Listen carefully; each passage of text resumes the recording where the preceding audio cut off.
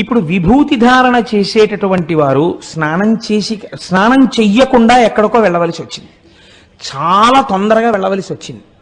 ఇప్పుడు విభూతి ధారణ స్నానం చెయ్యకుండా చెయ్యవచ్చా చెయ్యకూడదా అంటే శాస్త్రం అంది చెయ్యవచ్చు. ఎలా చేయవచ్చు అంటే పొడి విభూతిని తీసుకుని లలాటమునందు ధరించవచ్చు.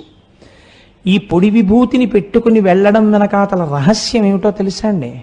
స్నానం చెయ్యలేదు శరీరం కాబట్టి దీని అశౌచంతో ఉంటుంది. స్నానము చెయ్యనంతసేపు శరీరానికి అశౌచం ఉంటుంది. అశౌచంతో ఉన్నటువంటి శరీరం తొందరగా వ్యగ్రత కలిగినటువంటి ప్రాణుల చేత ఆవహింపబడుతుంది.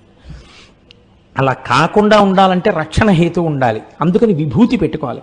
మీరు ఒకటి బాగా జ్ఞాపకం పెట్టుకోండి, చాలా మందికి ఒక దురభిప్రాయం ఉంటుంది, విభూతి పెట్టుకున్న వాళ్ళందరూ శైవులు అని. కాదు, విభూతి పెట్టుకున్న వాళ్ళందరూ శైవులు